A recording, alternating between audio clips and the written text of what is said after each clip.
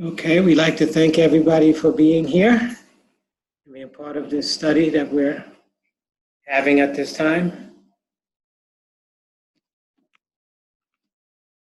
Put this over here for the moment.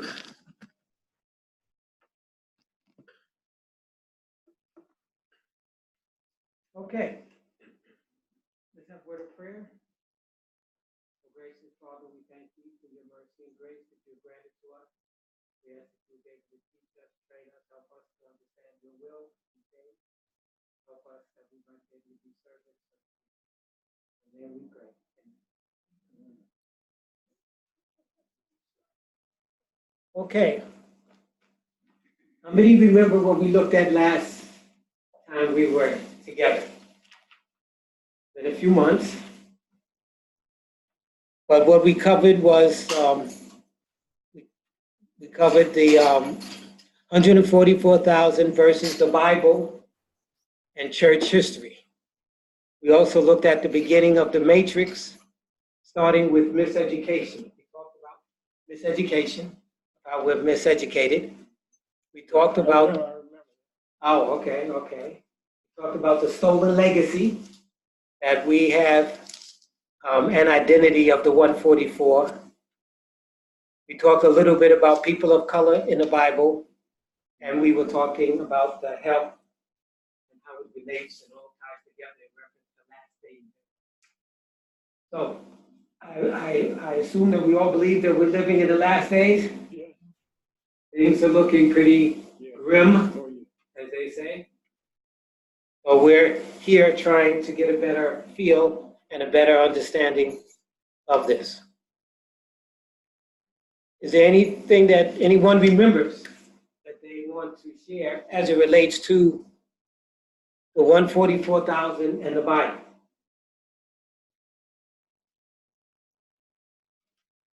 And the stolen legacy?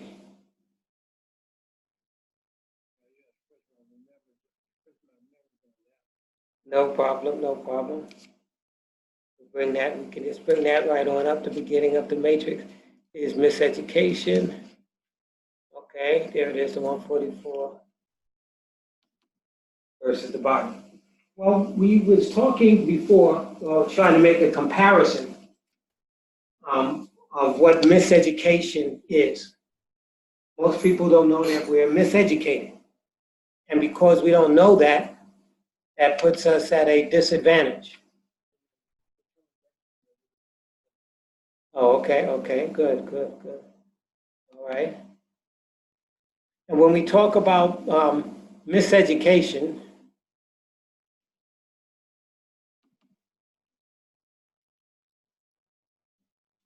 okay, as you can see this a little better. Okay, can everybody see this? Yeah. Everyone see it fine? Move over here. What the church has been hiding from us and the teachings of the 144,000 versus the Bible and church history. So we have the 144,000, which are the last people to give a message to the world. And they come from every tribe of the tribe of Israel, the 12 tribes.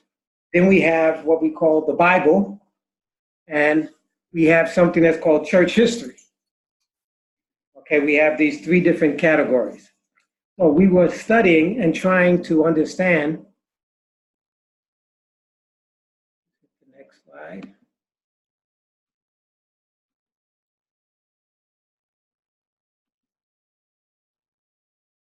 It is necessary to read the introduction of that book. Where's that book? There you go. That one. There you go. Okay. Read the introduction of books and the preface to get an understanding and background of why this book is needed today and why it is a must read for everyone. When we look at the timeline of history, the Bible says there's what? Nothing new under the sun. Is that right? What has been is what has been. Okay? And so it's very important for us to be able to look at history to get a pattern.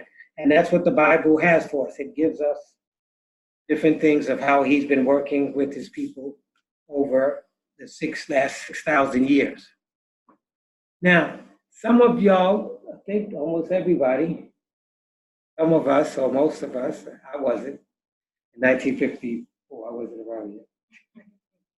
But some of y'all was, okay? And y'all were at the start of the civil rights movement. Okay, some of y'all were involved in it, some of y'all were little children, some of y'all were, I was not, 2 years later, I came on the scene. Okay, so what was happening in the civil rights movement?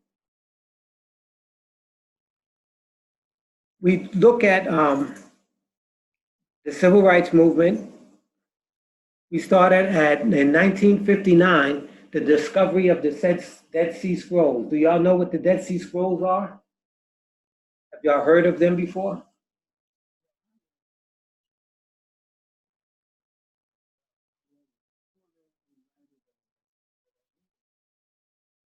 Okay. All right, that was in 1959. You're familiar? The biblical writings that they found on tablets, were Dead Sea Scrolls, and according to research, they did not find them all. Okay. All right. The Dead Sea Scrolls, now notice it's 5 years into the civil rights movement. So is there a parallel of why the civil rights movement first came, then the Dead Sea Scrolls showed up? Okay, in my book, like I said, back to the introduction and preface. In the preface here, some of y'all have the book already. We'll read what it says here. Okay, at the bottom of page 9 and going up to page 10. The rise of Western culture during the 1600s caused most books, relics, and icons and other religious artifacts in support of African contributions to the formation of Judaism and Christianity to be either destroyed or placed in dungeons throughout Europe and parts of Asia. It was chiefly since the Elbow, Syria findings in 1959, that's the Dead Sea Scrolls, and the recovery of the Dead Sea Scrolls that scholarly interest was awakened to document and research the many biblical truths relating to historical Africa and the Holy Bible. One major interest has been to replace and restore the historical biblical Christ of Nazareth with the one given to the Western world by Rome. So basically, they were just saying that in 1959, prior to that, we were told as Black people, we didn't have history. Now, in 1959, 45 years later, they find the Dead Sea Scrolls, which documented that the people, that the biblical truths and the biblical history and the Holy Land was all part of African history. That's how the two tied together. Does that make sense? Okay. So see, people are fighting for something, and now they have the Bible to help support them. So now people wanted to bring back the biblical Christ, and that's why 40 years later, this book was written to address and help us understand what was going on. Okay, so we have the Dead Sea Scrolls, the Civil Rights Movement, then this Dead Sea Scrolls.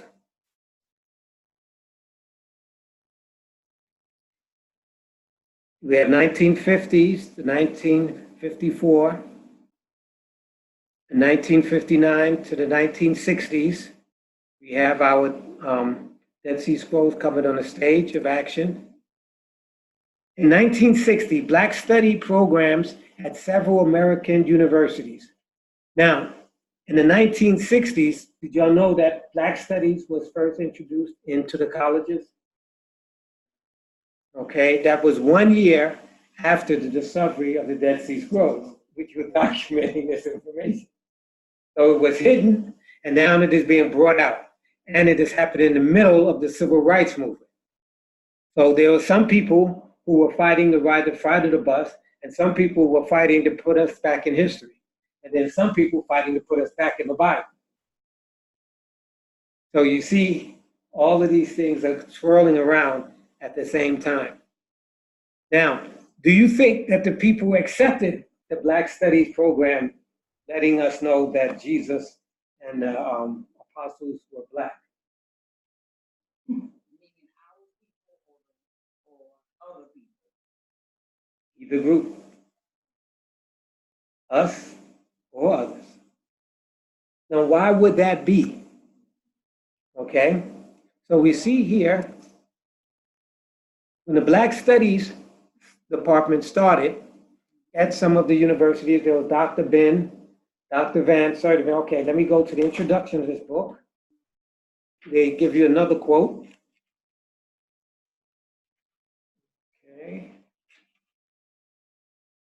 Okay, after several Black study programs at several American universities, the scholarship of several Black professors was questioned in the late 1960s when they taught that the people of the Bible were people of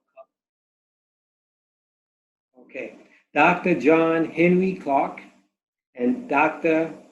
Joseph Ben Jahakoven, who were two of the leading African study professors who helped establish the Association for the Study of Classical African Civilization, ASCAP was its pronunciation, clearly advocated this prospect in their writings, this perspective in their writing.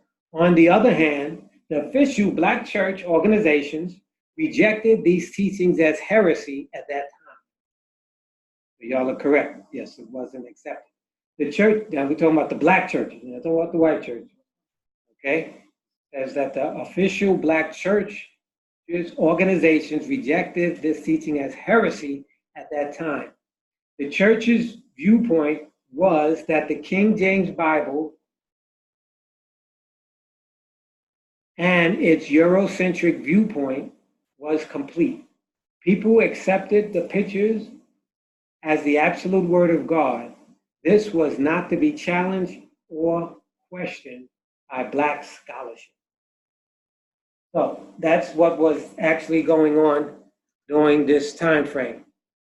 During the time frame of the late 60s, we had a division in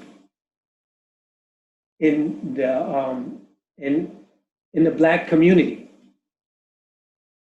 We had the scholars who was documenting it based on the Dead Sea Scrolls and other documentations, and the white leadership who was controlling the Black churches, who was still controlling the Black churches, was told, I was even told, that in certain churches in DC, that if you marched, you would be disfellowshipped. Did y'all know that? Yeah. Oh, you knew that? Wow. Okay, yeah. I wasn't around, so I was.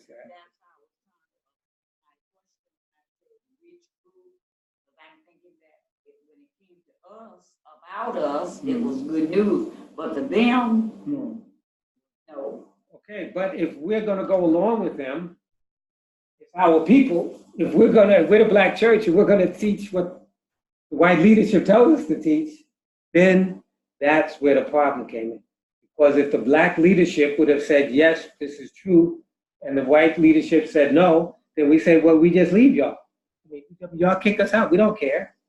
So, but no one had backbones to do that at that time. So you had a division in the Black community, the scholars who were saying this was true, and then the church leadership who was paid to say no, because then they said they take you off this church payroll. So they had you by your purse string, they call it. So they control you by your money. Okay, so that's what was going on back at this particular time during the civil. So a lot of people was in the civil rights movement didn't know what all the stuff that was going on. There was many things that was going on in the civil rights movement at this time frame, the 60s, the 50s, and the 70s.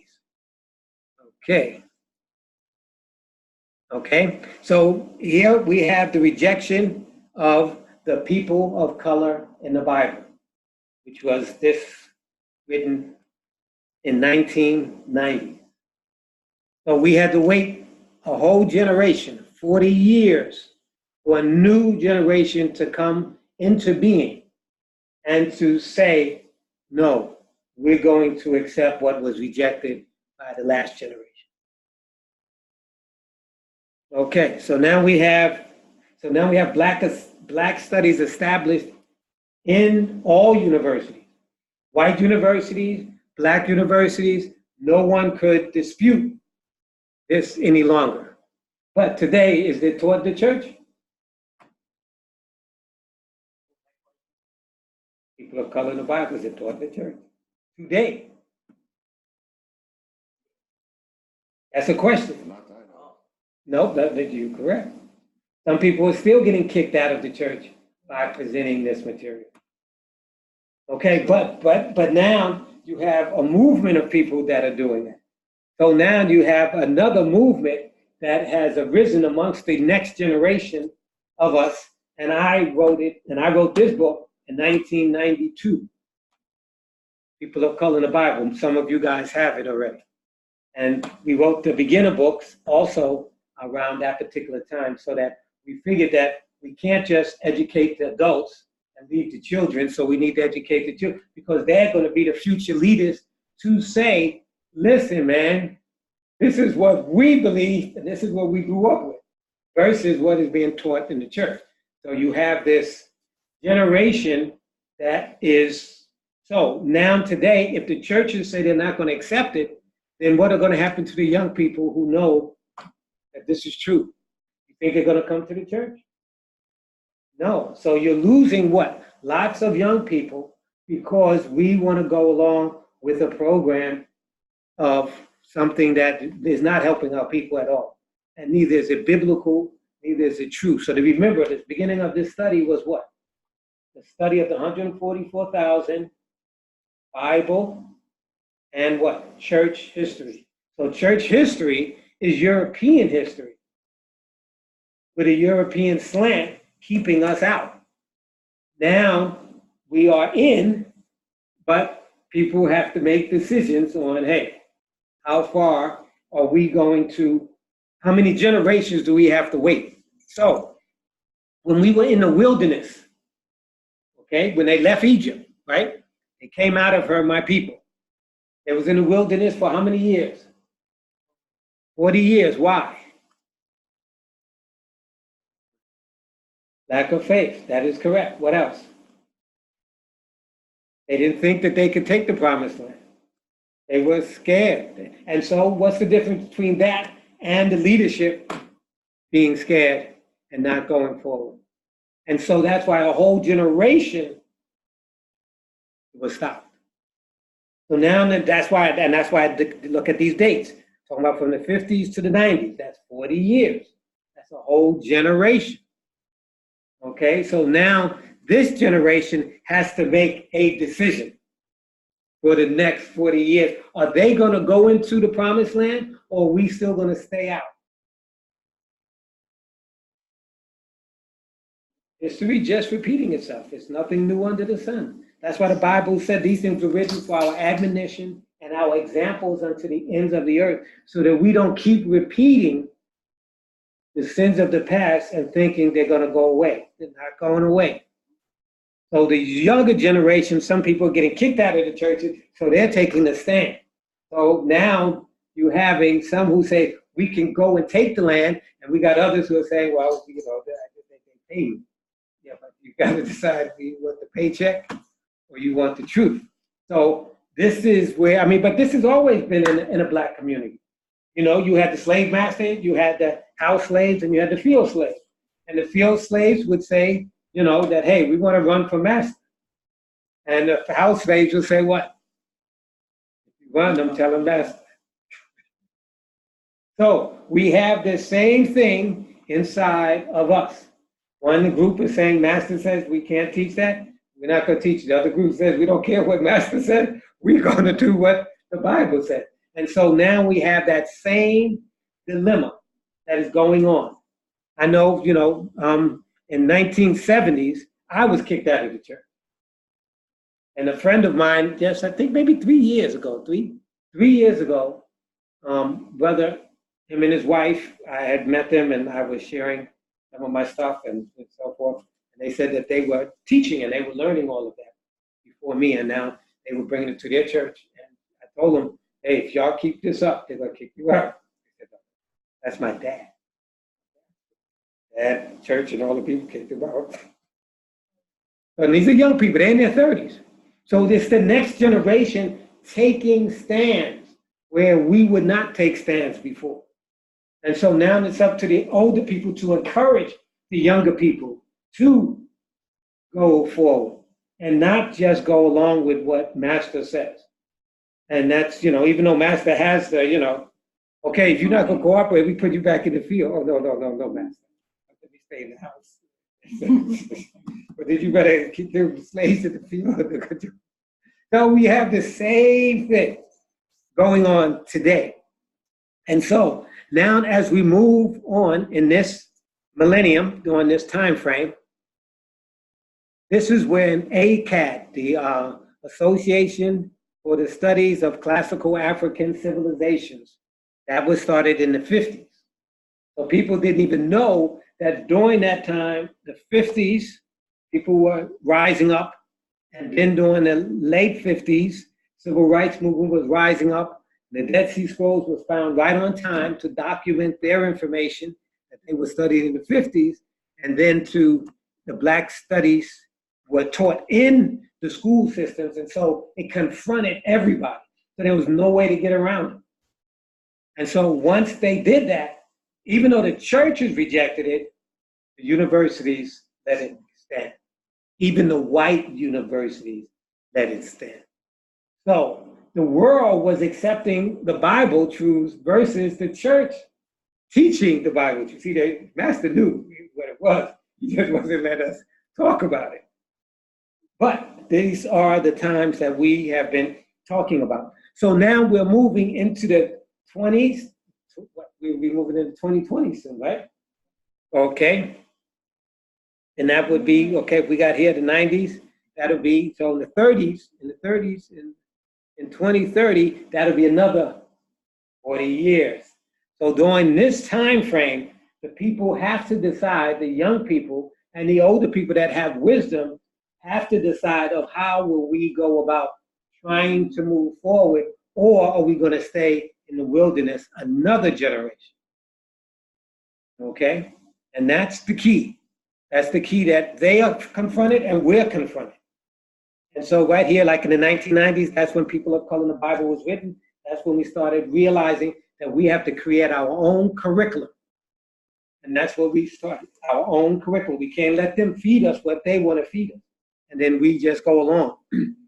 So that's, and so then from there, we're moving into 2018, the new millennium. And so as we have moved into this new time frame, let me see here if I have. So. Okay, now in the past, we talk about the Moors. Have y'all heard about the Moors? The Black Moors. What do you know about the Black Moors?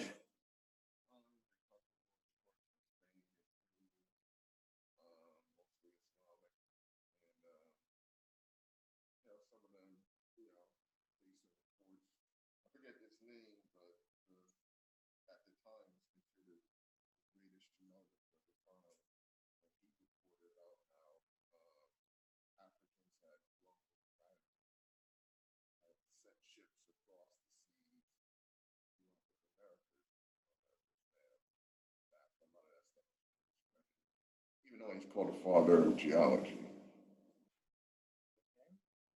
So, yeah, he's correct. The Moors were, a Moor means black.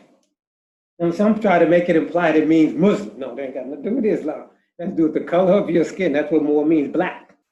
Okay? So they called us Moors.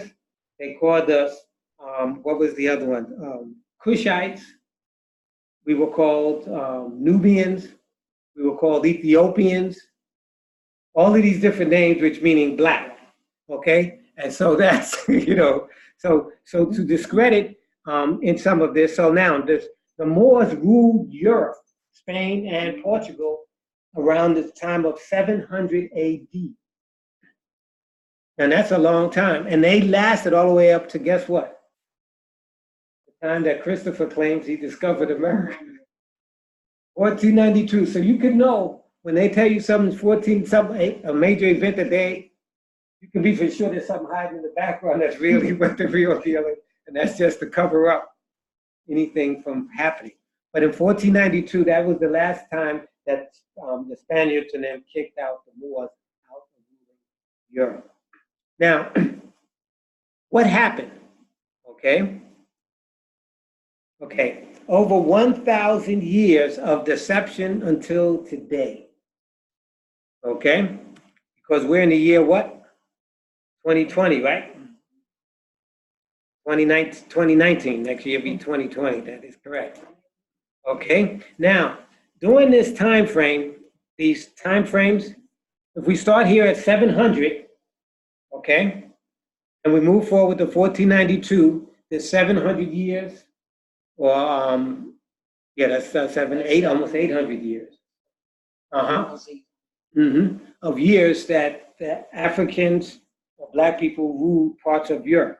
Now, when they were kicked out, the Pope promised in the 1500s that forever Blacks would be a perpetual slave, because you ruled Europe, which was not supposed to do. So that's when we know what happens. The slave trades are covering it, and it was sanctioned by who? The church. See, most people don't know what the church has been doing, and the church has not stopped their hand of doing what they're doing. So what we have here,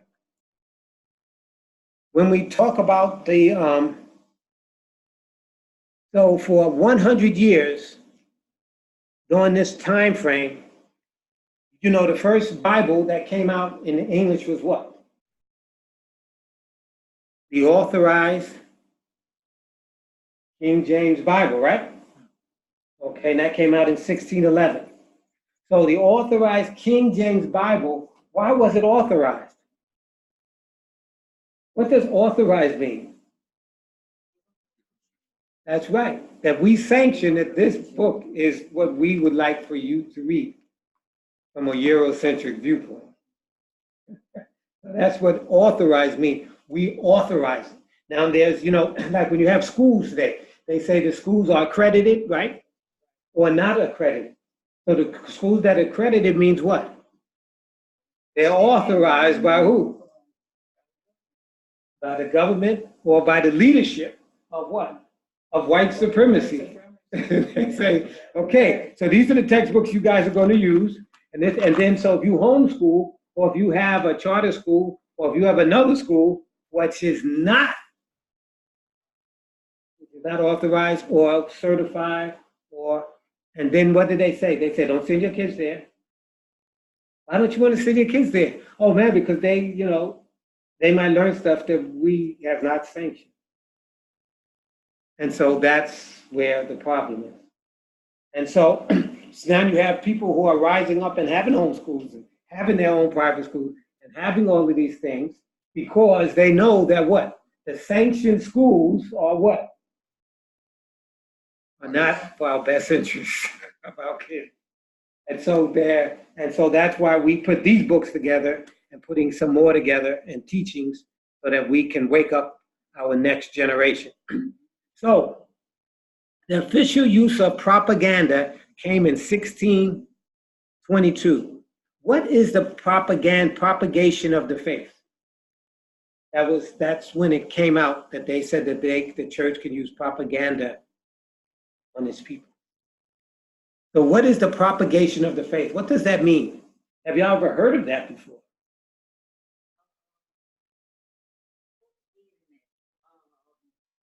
Propaganda is actually spreading something.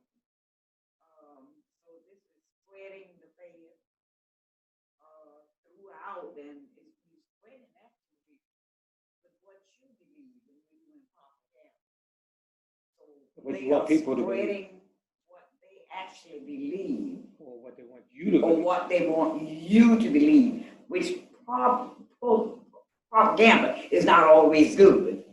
Well, it is never good because propaganda is brainwashing into believing a lie. And so the church it came out with the propagation of the faith. So they said that under any means necessary, we can use to convert you. If it's lying, it's stealing, killing, crime, don't matter. And so this is when they came out with the official use. And so they sent the missionaries to soften the people, then they bring in the military if you don't cooperate. So do y'all remember the Crusades? The Inquisition? Any of those things? Okay, you remember, right? Yes. Okay, have you speak there, my brother? I guess the Crusades were kind of holy wars that were carried out against Christians with Islam,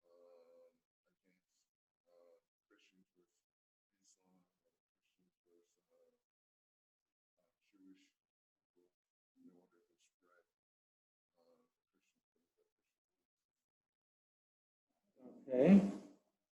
Yep, the Crusades, they were an army. And their job was to convert or die. So they used the sword to convert you. And if you didn't convert, you died. So I don't think that has anything to do with biblical. So they would, but remember, I mean, you shouldn't surprise us because the same guys are the same guys.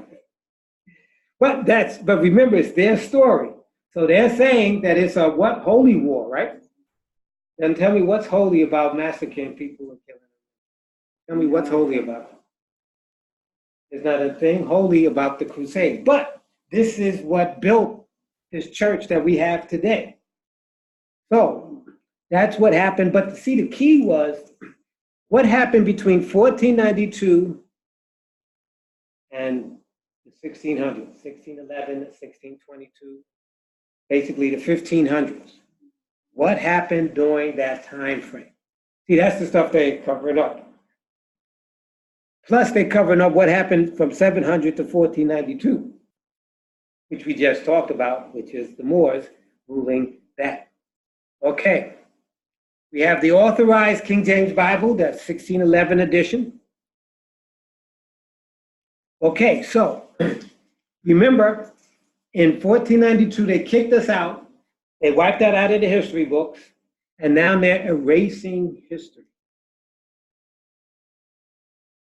Okay, why? So that the authorized scholars, the authorized sanctioned scholars, can now sit down for 100 years and write up all the Bible commentaries and make sure that it's none of our story. They have 100 years. So that's what they were doing during that time frame. They were erasing our history, and then they would go burn the books. Or, I don't know if they really burned the books. They burned the books, they took the books and hid them. And then they studied the book. So now remember, when we think about the Thanksgiving, what Thanksgiving is supposed to be about?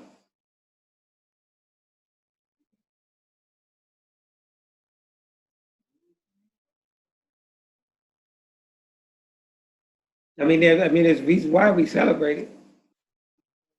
I'm sure we lost it. Right, okay, why do we celebrate it?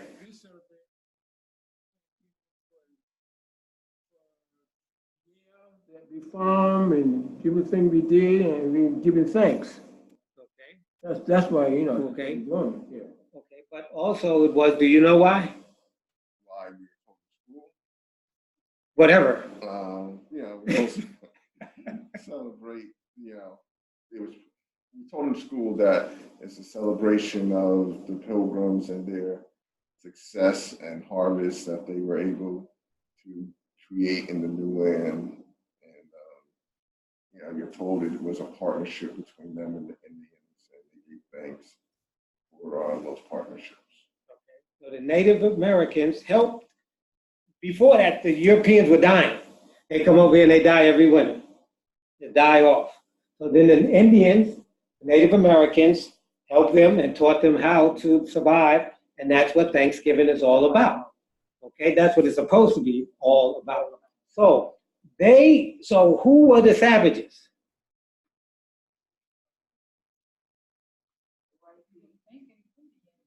We were told, if you watch the movies, it's what? Cowboys and Indians. Okay, and who's the good guys? And who's the bad guys? So it's what? His story, and that's all we got. And then he tells you, hey, okay, now the Indians were all right because they did keep us alive. But now we're going to reward them through wiping you out and taking your land. And then we're going to put you in concentration camps. But we can't call them concentration camps. So we'll call them reservations. So this is what a church, one nation under God does. So now can you understand?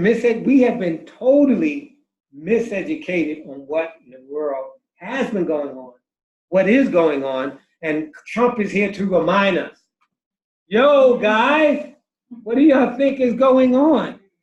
Wait. We need to go back to hands of time. We need to go back to letting you guys know your place, like the Native Americans. If y'all get too much out of hand, we're going to put y'all there.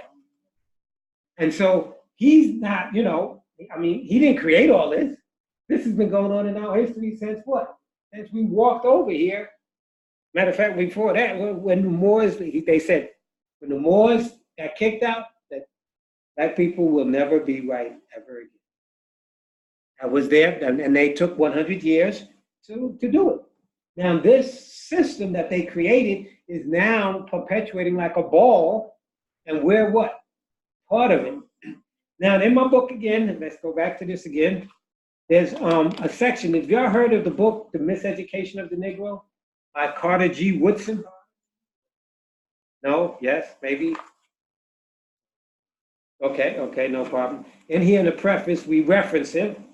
He was a scholar of the highest order. Okay, in fact, it is a sequel to slavery, this miseducation.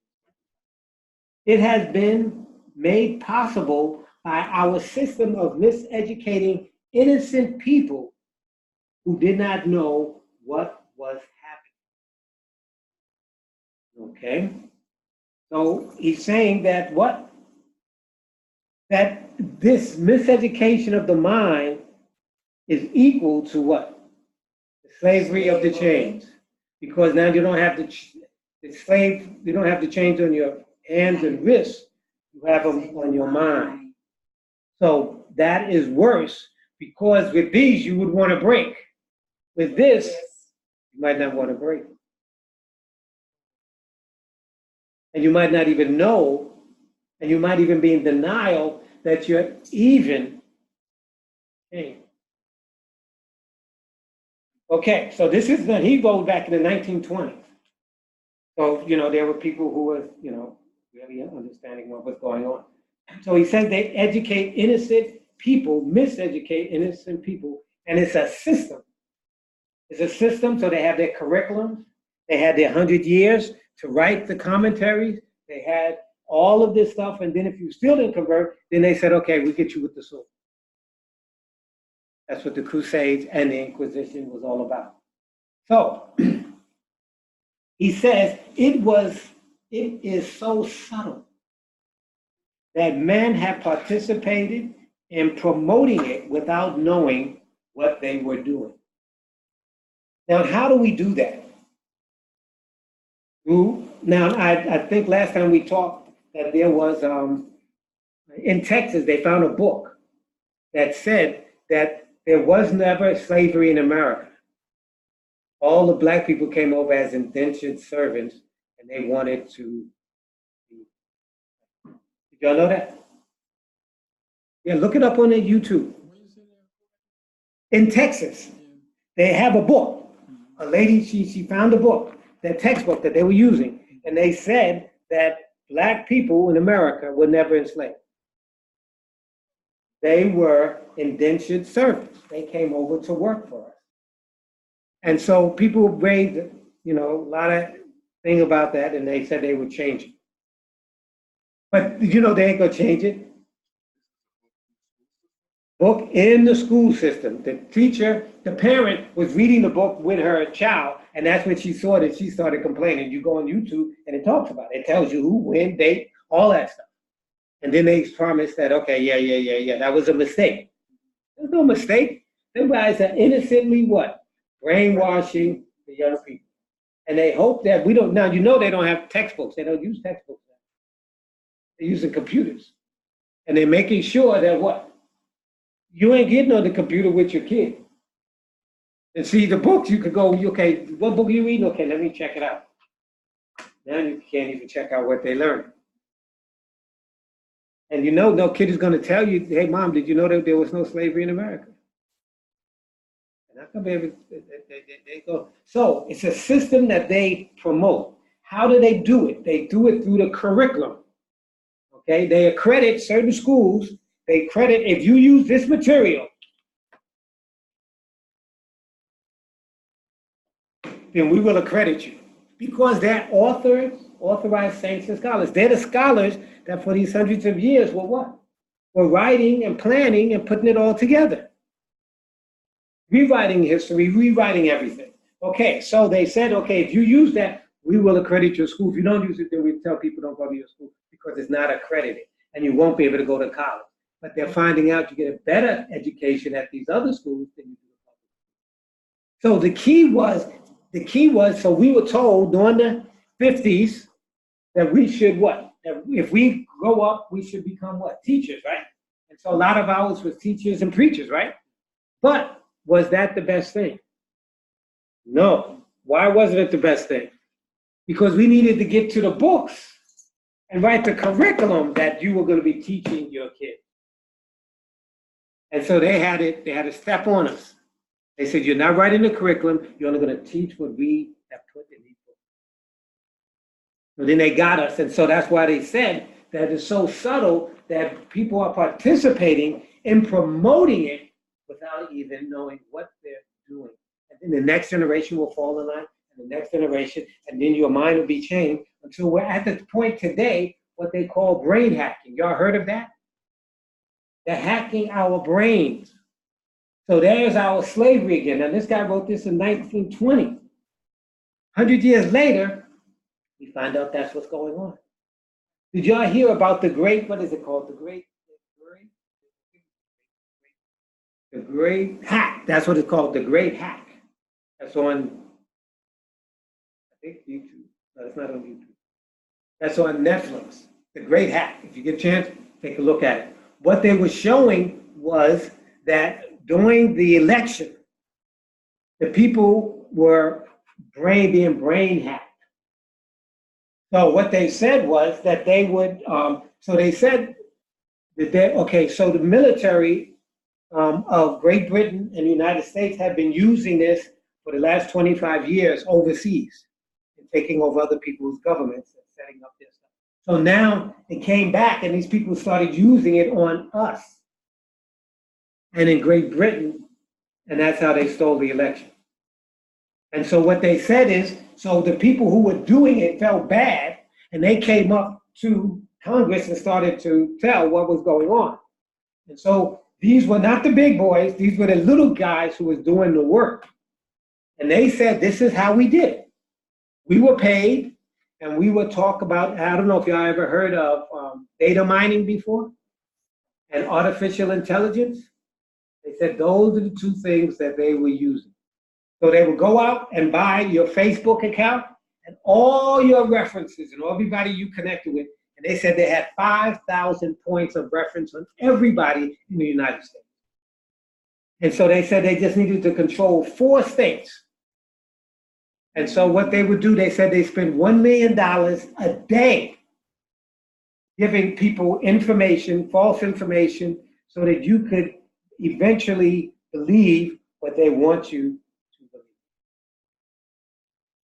And that's what this guy was saying in the 1920s, that it's very subtle. And so they were sending it through Facebook and Instagram and whatever, all of these different things, and ads to you and so forth. And they claim that they have a profile on everybody. They can predict where you're going to be any time of the day. because of your patterns that you've been doing, they can predict.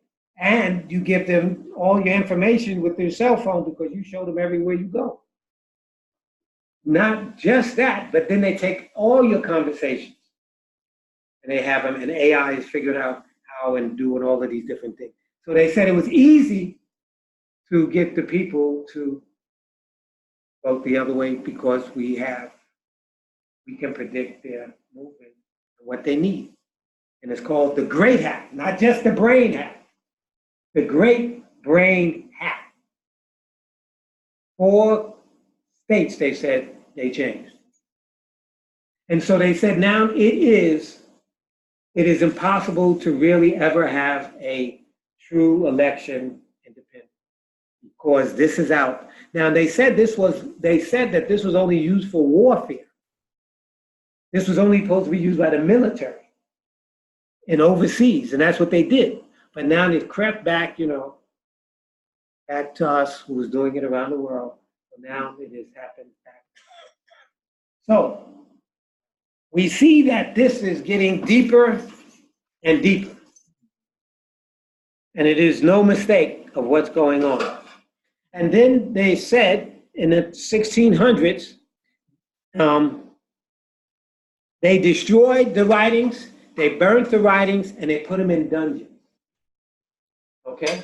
Now, the reason why they put them in dungeons so that they go back later and, read the stuff. Now, it's interesting that they would call the Native American savages when the Native Americans only showed you peace, according to the documentation. Now, then the same thing happened when they went into Spain and other places that they had made, that the Spaniards went into South America, Central America, and the Incas and all of those things. And they tell us that they were worshiping and they this and all this crazy stuff.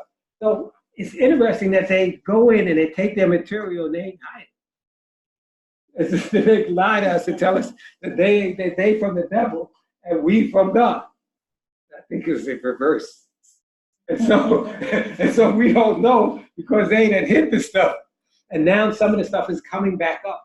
And they're showing that some of these ancient societies that were wiped out by some of the Spaniards confessed that these people had a superior civilization and the people were happier before we came, which is not ever what's written in any of the textbooks. So this is what is going on. Then we find we have the Moors back there, as we mentioned already, and then we have the King James Bible. So now you can see the timeline a little closer. And you can see the propaganda, you can see the King James, so some of the stuff starts making sense now. These are all little pieces here and there, which nobody talks about. The timeline of church heresies. So if we go back in the Bible and we look at John the Baptist and the Messiah and Stephen, what do they say about them?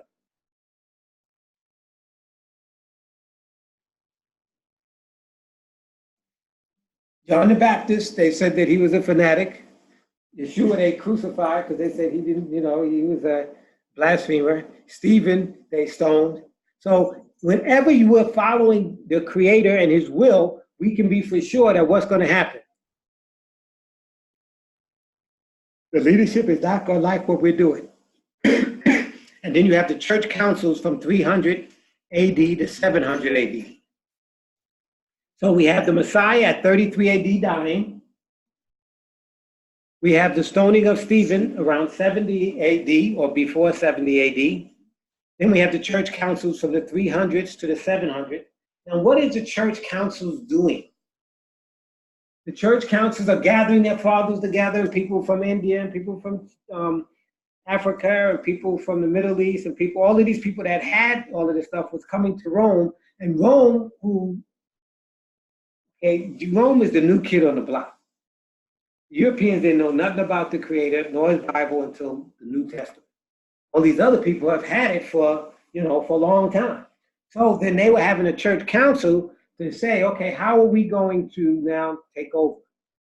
So the Europeans wanted to take over the church that the Messiah had. And so they rewrote stuff and they kicked other people out. And so that's how we got what we got today.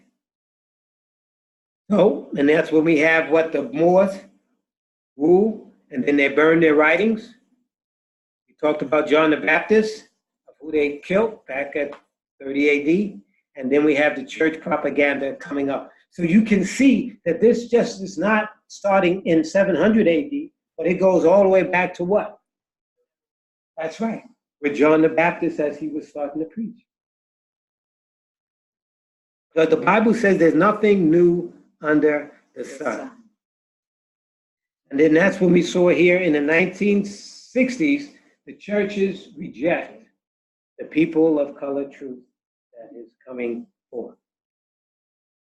But the Creator, he has all of that in mind. He knows all that. So he has 6,000 years of sin that reign. So he has this already laid out. So now most people don't know that it's been almost around 6,000 years from the fall of Adam and Eve, around 4,000 BC, they put it around, till today. So if you count from 4,000 BC to 0 BC, that's how many years? 4,000, and if we start from 0 until 2,000, we got what? Another 2,000. We add them together and we get what? 6,000-year reign of sin. Now, this is interesting because most people don't know that the Creator has used 3 different groups of people at different times in this. And, you know, the guys who, you know, the Johnny-come-lately guys are acting like everything started with them. When everything didn't start with them, they're quite late on the stage of action. So we're just going to look back and see during the time frames who was what. Okay, so the first thing we have is the African teachers. So Adam and Eve were, the Garden of Eden was located where? Y'all read the books. I thought y'all know that by now.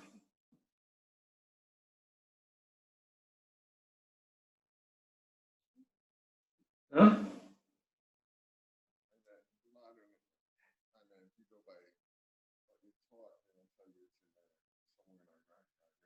That is correct. That's what the Europeans want to make sure. But we find that what? African DNA fossils are found where? There we go. We found it all in Africa. Okay, so now we have 2 different things here. So the Bible gives us the 4 rivers. The first 2 rivers are in what I defined as the African Great Lake region. The second one is the Nile. The third is the Tigris and Euphrates. So they try to take the Tigris and Euphrates, the last 2 rivers, and try to make them that they are the center of the Garden of Eden, when the first 2 rivers are in the heart of Africa, in the Horn of Africa, and so that's where everything began. So remember, they have to make sure everything begins what? With the Greeks. But the Greeks are like 4,000 years too late. So what was happening during the first 4,000 years that they don't want to talk about? Okay, that's what we're going to look at. Because, you know, if you know, history, if you don't learn, if you don't know it, you're bound to what? Repeat it. That's right. And we don't need to be repeating this stuff over and over and over again. Okay, so the African teachings that was given to Adam and Eve was given to them and it was passed on to their people. And you have many examples in the Bible that talks about that. We'll go over a few of them. Then we have the next group was the Messiah, was the Hebrews. They're the second group, okay? And we're going to talk about the time frames, and you'll see it because it'll make sense. Everybody had around 2,000 years to get their act together. And you know how we are, you know, 2,000 years. So from the Messiah to now, that's how many years have gone by? No? He was around what? 04 AD. So now what? 2000, yeah. And he died at 33. So everything should be coming to a close around 2033. I mean, if you know, but these are general numbers. We're not saying that we know the exact date and all that stuff. Okay, so now what we have here is the African teachings from 4,000 BC to 2000 BC. Okay, and then around 2000 BC, guess who shows up? Abraham. So Abraham is 2,000 years too late to be the first. He's the second. Okay, so that's where we have the Bible, and that's where the Bible tells us that the four rivers left the Garden of Eden, and all of them are relating to, guess what? African history. It talks about the what do we call it? Okay, all right, well, let's define it. Okay, if we turn to Genesis chapter 2, this is in my book again.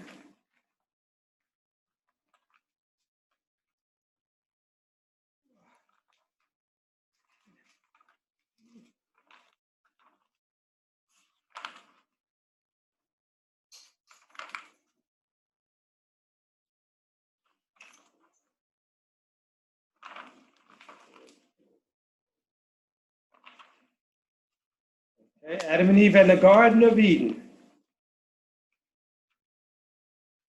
Okay. In Genesis chapter 2, starting at verse number 10, we have someone read that for us. Who wants to read it? We'll put the mic over near them. We're starting at verse 10. Who wants to read? This is the King James Version. And a river went out of Eden, to water the garden, and from thence it parted and became into four heads. The name of the first is Tyson, that is, which cometh the whole land of Havilah, where there is gold. And the gold of that land is good. There is beryllium and the onyx stone. Okay, so it lets us know that there were four rivers, and the first one is called what? Hyson. And it surrounds the whole land of Havilah, where there is what? Gold. And the gold of that land is good. Where does most of the gold come from? Well, see, the Bible is trying to tell us what happened. He's trying to tell us where this land of Havilah was located. Okay? 71% of all the gold in 1969 came from Africa. Right, so the rest is only 29% left for the rest of the world to produce. So the Bible is there telling us that, but not just that. Havilah was one of the sons of Cush, and Cush is the son of Ham. And so if Havilah is the son of Ham, is the son of Cush, which is the son of Ham, then they are black people and that they were in Africa. And so we put that around the African Great Lake region. Now, in the second river, read the next line for us, please.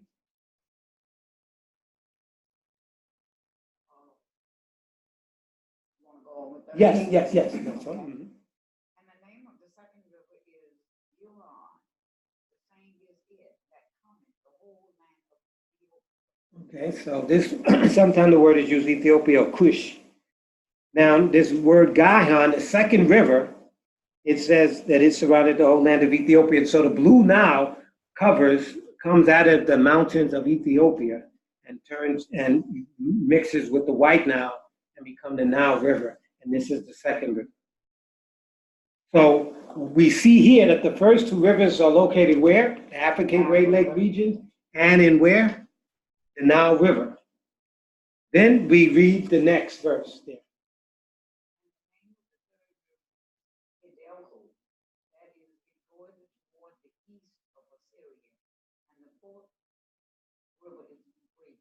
Okay, so we have the Tigris and the Euphrates, which is, they used to, what they call today the Middle East, but it used to be called Northeast Africa before World War II. But they had a problem if they were going to tell everybody that they're taking the European Jews and putting them in Northeast Africa. They couldn't do that, so they renamed it the Middle East. So if you go back in history, you'll see that that's what's called Northeast Africa. So we see here that the first rivers, the rivers. Now, this is important because the Bible is talking about rivers, but it's really trying to communicate to us about civilizations.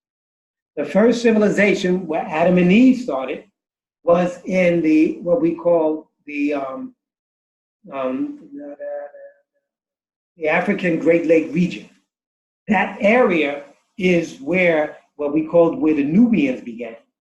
And the Nubians, they renamed them the Cushites, they renamed them the Ethiopians. That's what the Europeans have renamed them.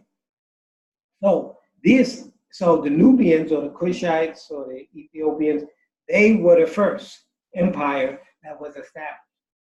And that's why it tells us that the first river was Pison, and it surrounded the whole land of Havilah, which is the son of Cush, to let you know that it was a Cushite empire.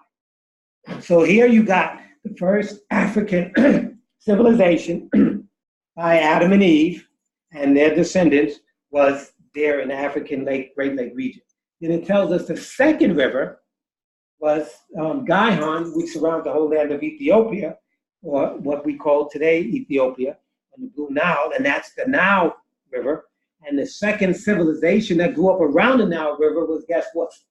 The Kemetic Nile Valley civilization, or the Egyptian. That's what we call them today, but they were called Kemetic, or they were called the Nile Valley civilization. Okay, so that was the second civilization. Again, what? Clearly African. Then you have this other area where we call the Middle East, the last two rivers, in Tigris and Euphrates. The Bible tells us, let's see, he tells us who did that, who established that. Okay, Genesis chapter 10. We have you turn there so you can see who is establishing this Tigris and Euphrates River region. What civilization? Chapter 10 of Genesis, start at verse number 8.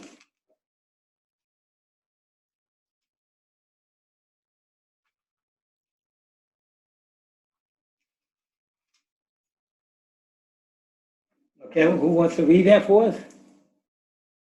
You can read it again if no one else wants to read.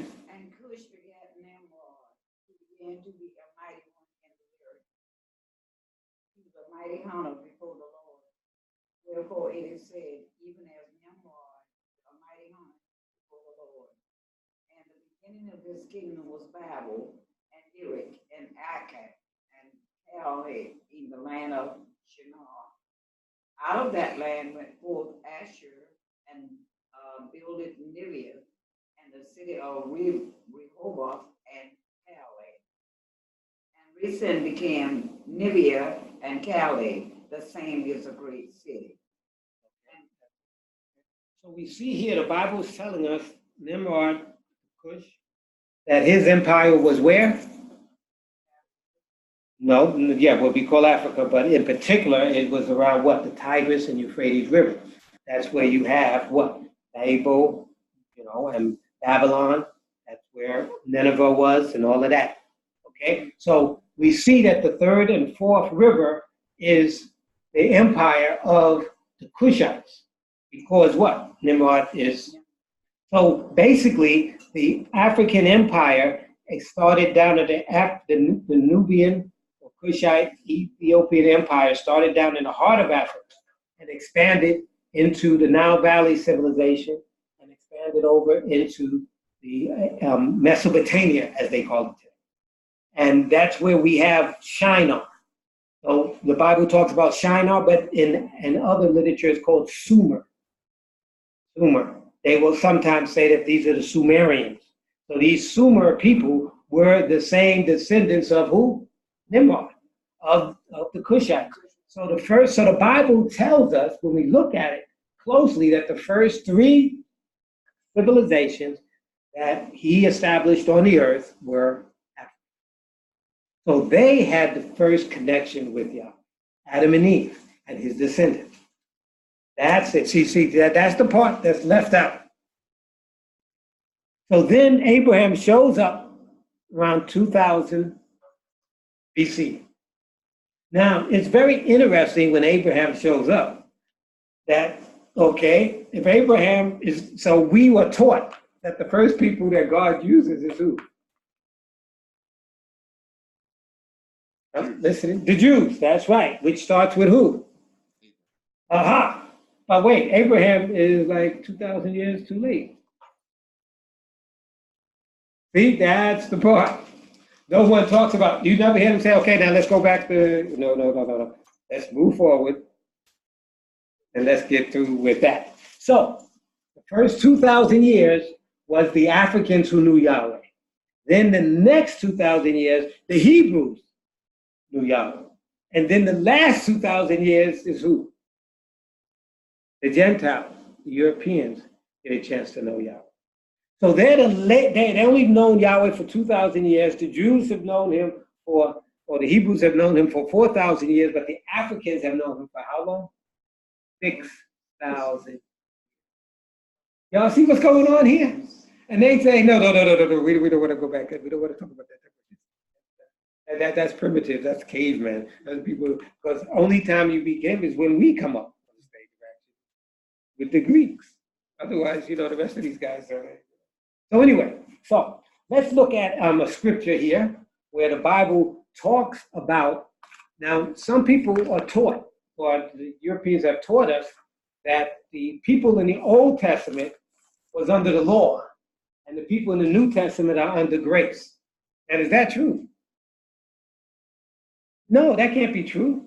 The Bible says Noah found grace in the eyes of Yahweh, didn't he? That's how he got on the boat. Did Adam and Eve, when they sinned, the Bible says that when you eat thereof, ye shall what? The day thereof, ye shall surely what? Die. But they had grace and mercy such that what? That they lived. See, they tried to say that the only people that have grace and the Spirit is the New Testament believers. Have it. So we're going to look to see if the Bible teaches such a theory as that. So in Genesis chapter 8, make sure I got the right one here. You still okay? Chapter 20, sorry, Genesis chapter 20. Start at verse number 3. Yes.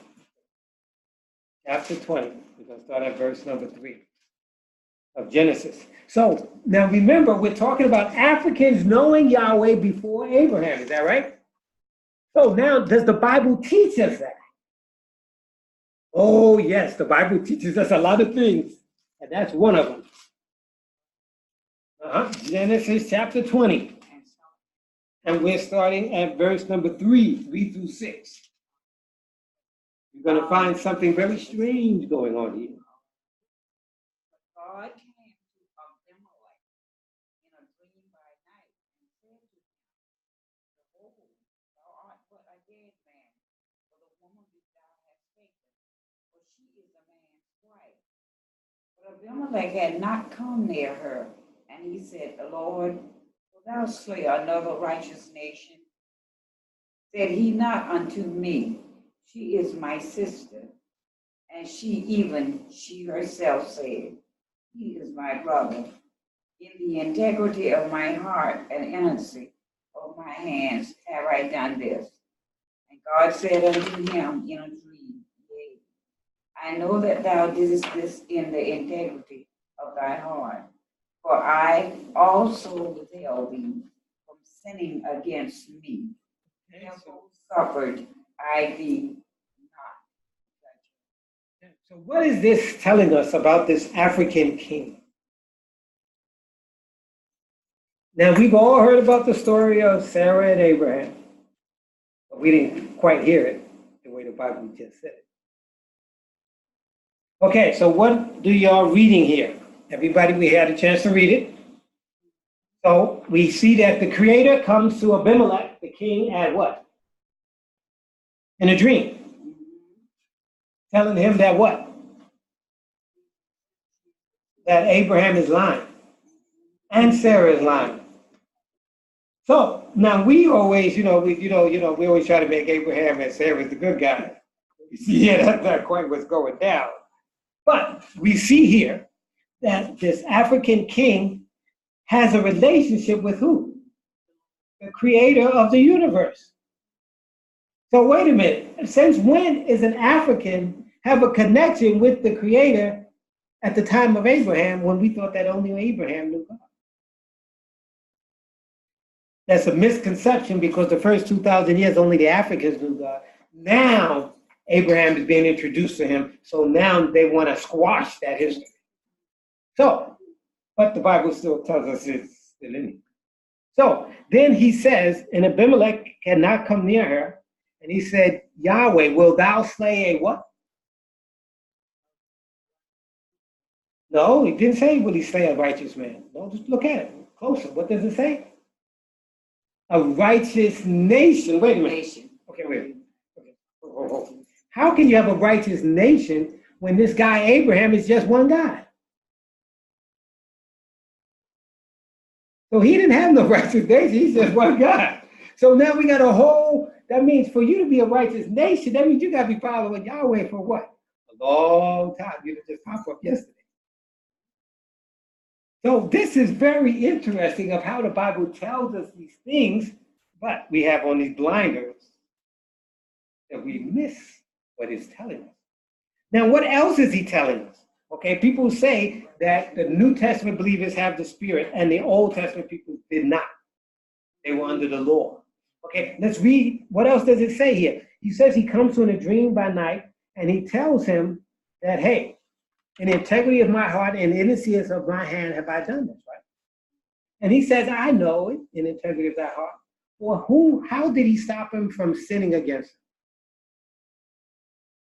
He said that I took control of you and I made sure you didn't sin. So that's the what? That's a person who's spirit filled.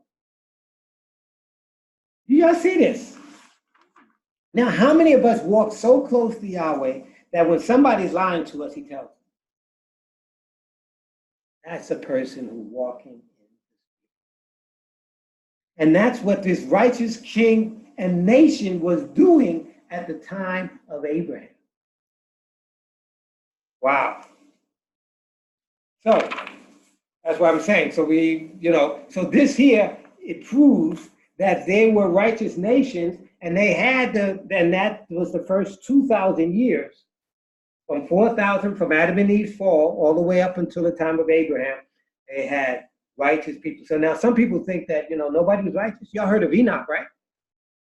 He was translated. Yes. What was he? A European? No, he was an African. He was a Nubian. Because these were the first people. This is Adam and so forth. And so when they got on the boat, okay, and you have Noah and his 3 sons, Ham, Shem, and Japheth, what are they? We're Africans, but they tell us that one is African, one is a Asian, and one is a white man. Wait a minute. Now, come on, man. Ain't nobody having no 3 babies, a white man, a Chinese man, and a black man. Come on, man. Y'all think we stupid? Yes, y'all stupid because we said it, and that's where I'm at. Don't you question what we say. There you go again. See that authority. They're trying to push themselves into the Bible. The Bible didn't say you were here yet. You don't show up. You're not around to 4,000 years. You're too late. 4,000 years, guys. So this is what the Bible is trying to tell us. But hey, we have on blinders, and they'll tell you, hey, now you only read in the Sunday school lesson what I tell you to read. You don't just read. You just don't read the Bible and teach whatever y'all want to teach. So we tried. My mom, she bought the books for the children. And she wants them to be used by the church. And the church said we can't use it. Well, wait a minute. Why can't you use the truth? Because this is not what the Europeans want us to teach. So y'all have to make decisions that, listen, man, we want to save our kids or we want them to continue to die. Y'all have to decide that. And the children, the books are there. My mom makes sure that she bought them and put them in there. And we tell people to pick them up for themselves also so that they can take it to their grandchildren, so that they can learn. And we have a pile of them over there. We have quite a few of them. So we see here, as we said, the first 2,000 years, the Africans were the ones who was following Yahweh. Now, they telling us that the Africans are heathens. The Africans are pagans. The Africans, no, man. It's like they said the Native Americans, all of these things. So we can't believe all of this stuff that they be telling us that they, do this, they do that. Just need to squash all of that. because we've been miseducated. So now we have around 2000 BC, Abraham shows up, and now we have what they call the African Hebrew. Now, in my book, I document chapter by chapter, verse by verse, showing you that the Hebrews, there was how many Hebrews in the beginning? You have Abraham, the what? The Hebrew. Okay, he was from the lineage of Heber, so that's how they got Hebrew. Okay, so this Hebrew has Sarah, and he has what? Hagar. And so he has two children. He has what? Ishmael and Isaac. Okay? So he's gonna, so now one by well now Hagar was a what? An African, and she was what? An Egyptian. Okay? And so now we know that that was a that means if your mother is African and your father is Hebrew, what are you? That's right, you're African Hebrew. That is correct. You have a mixed blood. Now, it's interesting that the Jews say that, the European Jews, they say that you trace your lineage through, guess who? Your mother. That you are your mother? Yep, that's what they say. That's what the European Jews say. But how come the Bible doesn't trace anybody through their mother? That's what they teach. That's how they, right, but that's not what they teach. So it is very interesting, but I mean, it's not unusual that they contradict the Bible. It's not, if you don't know the Bible, then you just say, yeah, man, that's all good. See, that's where the problem comes in. My Bible says, study to show yourself approved unto Yahweh, a workman rightly dividing the word of truth. So when we go through this time frame, we have Abraham. He has two children, one an African Hebrew. His sister, Sarah, his half-sister, he married, so that's a Hebrew. Then they have Abraham had Isaac, and Isaac have who? Jacob and Esau. Okay? And Jacob and Esau, they are twins. Okay? Mm-hmm. So now you have Jacob, he has 4 wives instead of 2. He was tricked into Leah, and he loves Rachel, so he married her next. When Rachel couldn't have children, she said, go into my handmaiden Bilhah, who was another African. And so she went in him, so she had 2 children. And then when Leah stopped bearing, she said for him to go into her handmaiden, which was Zilpah, and he had 2 children by him. So you get the 12 tribes of Israel, you have 2 of them by 2 handmaids, which are African. So you have at least 4 tribes that are what? African Hebrews. Okay? So we document all this in the book. So now that we have 1/4, so if you have 12 children, and 1/4 of them are, 1/3 of them are African, okay? African Hebrews, then who are the other ones? Okay? Joseph marries who? He marries Potiphar's daughter, okay? The priest of On's daughter, who's an Egyptian, she's an African. So that means he has Ephraim and Manasseh. So now we have what? 6 tribes. So that's what? Half the tribes of Israel already are African Hebrew. Oh, so see, that's not what anybody's telling you today, but that's, you can run it straight to the scriptures. Not difficult.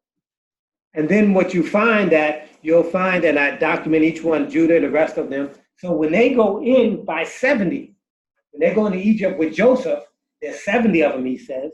And out of those 70, these 12 sons, who do they marry? There are no more Hebrews to marry. The only ones they can marry are who? Are the Africans who are around them. The Africans, the Nubians, the Cushites, all of them, and that's who they marry, the Canaanites and so forth. And so now you have all of the tribes of Israel as Africans. So he did not forget the Africans. He just said that the Africans started, messing up. And so he said, okay, I'm raising up another group. And so those that were faithful joined in with him. And these are what we'll call the African Hebrew. Okay? But no one will say that because, Africans are supposed to be wicked and they're not supposed to be God. Only the white man know God. You don't know God. So that's how they do it. And so you have these African Hebrews who starts at Abraham, and then what do? We crucify the Messiah at 30 BC. So when we crucify him, then the Bible says, hey, lo, I turn to the Gentiles.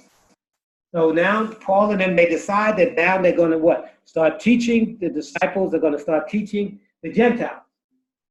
So, but these guys only show up around 30 BC, knowing the Creator. So now they want to run the church and run everything. But wait a minute, you guys don't know nothing.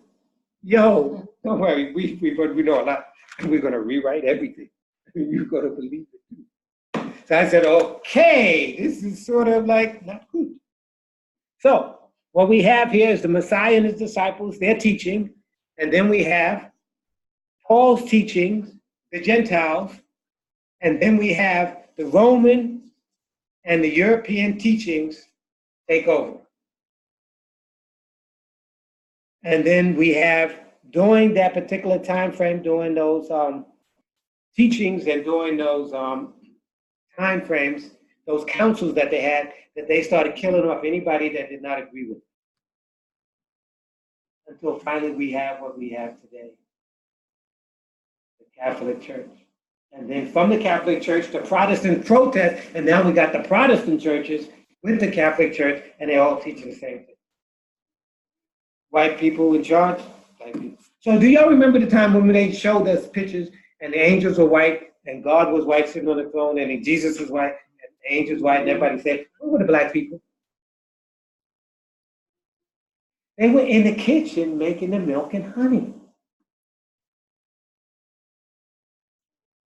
That's the way they had it during slavery. They had anybody that you served, that you was in the kitchen making it, and you came and you served them. You didn't sit down and eat with them. So that's how they had it. That's how they had heaven.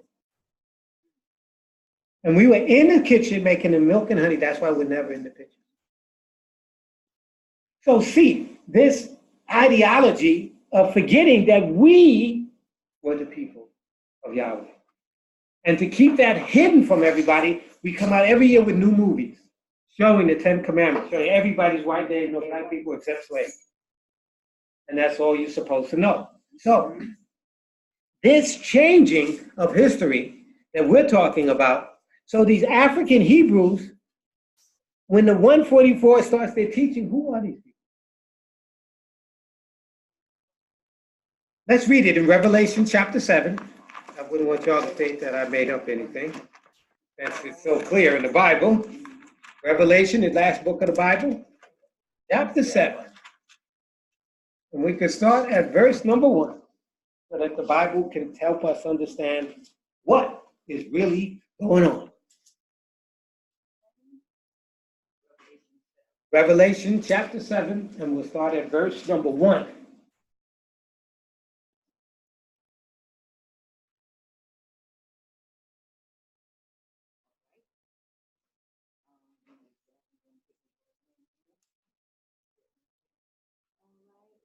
I'm hoping things are making a little more sense. After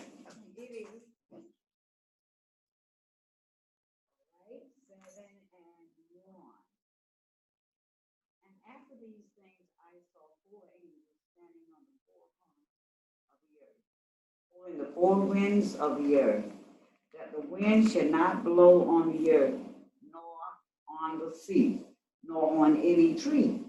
And I saw another angel ascending from the east, having the seal of the living God. And he cried with a loud voice to the four angels,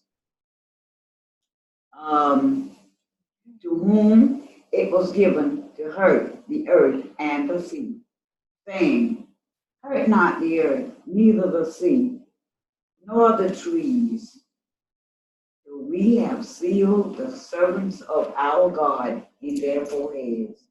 And I heard the number of them which were sealed, and there were sealed 144,000 of all the tribes of the children of Israel. Okay, so it's telling us who are the 144,000 Children of Israel. And they are what? The Africans, they got Hebrews, a mixture. That's what exactly correct. They are African Hebrew. Now, the church says that, wait a minute. Wait. So where do we fit in as Gentiles? Ah, so they didn't like that. So guess what they said? Then they okay. They said, okay, listen,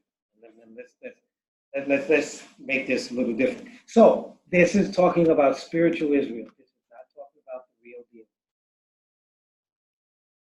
That's what they've said. So is that true? Well, we said it's from every tribe of Israel, you know. So let's read a little further in Revelation. Let's look at verse number 8. It lists all of the tribes. Let's look at 8 and then 8 and 9. I think it's clear up a few things. Of the tribe of Babylon were sealed 12,000. Oh. Of the tribe of Joseph were sealed 12,000. Of the tribe of Benjamin were sealed 12,000. And after this I beheld, and lo, a great multitude which no man could number, of all nations and kindred and people and tongues, stood before the throne and before the Lamb, clothed with white robes and palms in their hands. Okay, so we have two groups here. We have physical Hebrews, and then we have every other nation, kindred, tongue, and people. A great multitude. So no one is saying that only the Hebrews are being saved. No one's saying that. But only the 144,000 are going to be Hebrews. But there's other people that will be saved from every nation, kindred, tongue, and people. So that's where they fit. They do not fit in giving this last message. Why can't they give this last message? Because they're not the people in the beginning. Simple as that. That's simple. It's not complicated. But I know they want their hands in everything. They want to say everything, but that's not scripture. Okay? So we already saw that Noah found grace in the eyes of Yahweh. We already saw that the spirit was in Abimelech, and that Yahweh would talk to him, and he had a righteous nation. So we know that grace and mercy is not a New Testament doctrine. It has always been from the creation, from the fall forward. And people have always been filled with his spirit, not under the law. They are under the law in reference to what law? Now, many people saying that we are not under the law. Let's look at Romans for a minute. Let's try to see what Paul is talking about here. Now, most people think it's the 10 Commandments. Most people think it's a whole bunch of things, but let's see what the Bible says. Romans is a very interesting chapter. It talks about quite a few things, matter of fact. Romans, okay, what can we say here? Okay.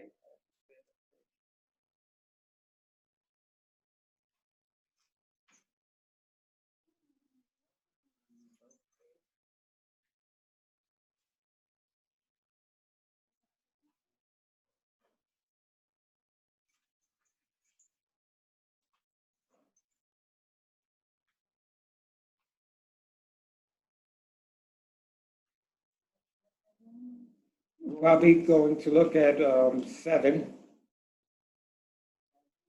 Yes. Okay, in Romans, we have here, we're going to start around verse number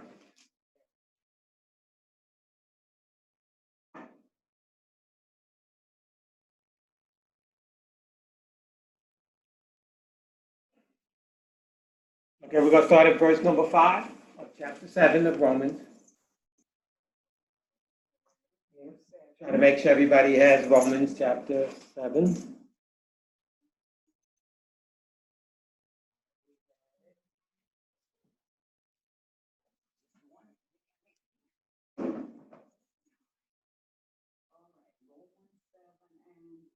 Start at 5. Yes.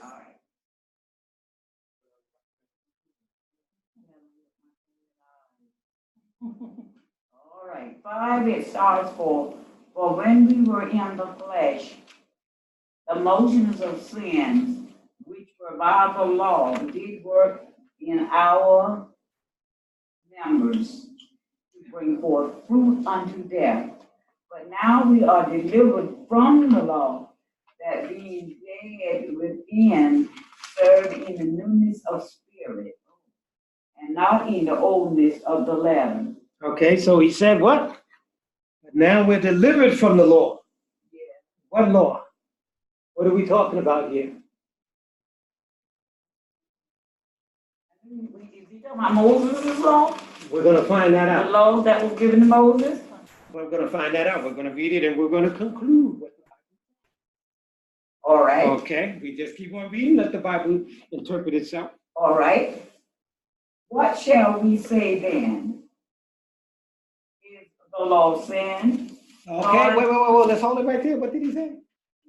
Is the law sin? Okay, all right. So now he's talking to us, all right? Said you asked, is that the one law? Okay. Okay.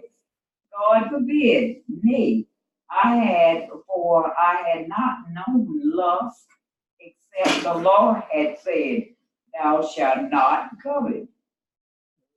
But sin, taking occasion by the commandments wrought in me, all without the law, sin was gained. Okay, so he's telling us that, hey, he needs the law to show me that I'm a sinner. So he can't say he destroyed the law, because then guess what? Then you're not a sinner. So he's saying, hey, so people getting this all screwed up. So he's saying, hey, no, God forbid. No. He didn't say he did away with the law. He didn't say that. He said he did do away with a law. Question is, what law? Do you know how many laws there are? Yes, and so the question is, there's the law of sin and death. There's the law of the spirit of life. There's the law of the mind. There's the law of the flesh. And there's the law of the Ten Commandments. There's the law of the statutes and judgments. There's the law of the testimony. There's the law of clean and unclean animals. There's the law of sacrifices. So there's lots of laws. So which ones are he talking about? But the church says, hey, listen, guys, we throwing them all in one basket and throw them all out the window. Okay, but he says, God forbid that we do that. That's what he said. Okay, let's keep reading. What verse you at? So everybody with you. Okay. Well, I was alive without the law once, but when the commandment came, sin revived, and I died. So he said, what? When I didn't have the commandments, because I threw them out, I was good, man. And then I realized that, wait a minute, that's not quite right. Okay, so this is pretty serious. All right, keep reading. And the commandments which was ordained to life, I found to be unto death. Okay, so he says the commandments were ordained to kill us? No. He said they were ordained to give us life, to show us that we're living a holy life, that Yahweh is living in us, that all of that. But he says because we're violating it, it shows us that what? That it's killing us. But it's not him. It's just showing us who we are. Okay. So let's keep reading. Let's see what else he has to say. For sin, taking occasion by the commandment. Who deceived who? Sin. Not the commandments. Exactly. But we throw out the commandments because we say they're deceiving us. So we got things backwards here. Keep reading. And by it slew me. Wherefore the law is holy, and the commandment holy, and just, and good. Well, wait. Well, if we throw it out, how can it be any of the above? Okay, so we see there's something that we've been taught that ain't quite right. Okay, keep reading. And that which is good made death unto me, God forbid, but sin, that it might appear, sin, working death in me, by that which is good, that sin by the commandment might become exceedingly sinful. Okay, so what is he saying here?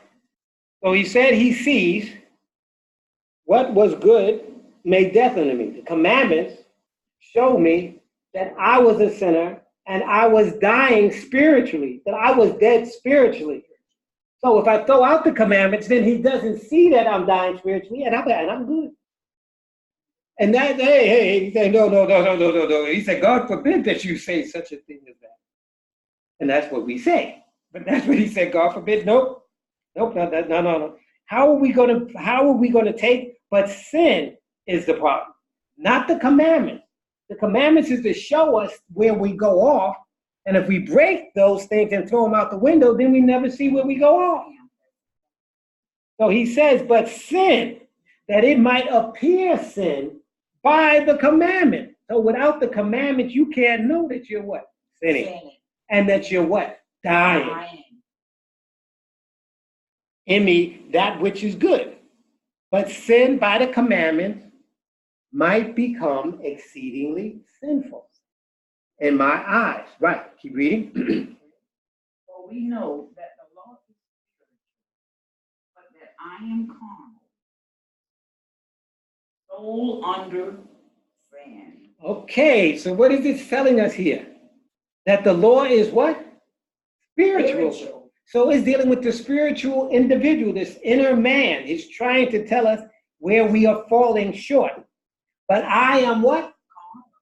Soul what? Soul under sin. Okay, what does that mean, soul under sin?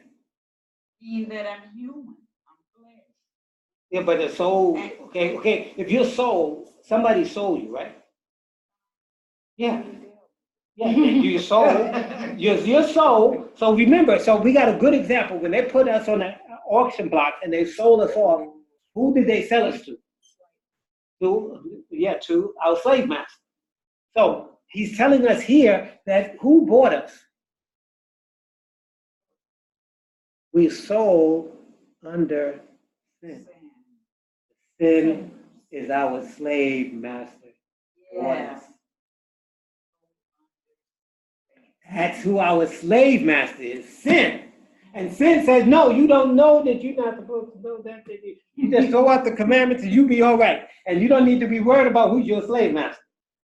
And then that's what he's saying. He says, listen, we have a problem. We are sold under sin.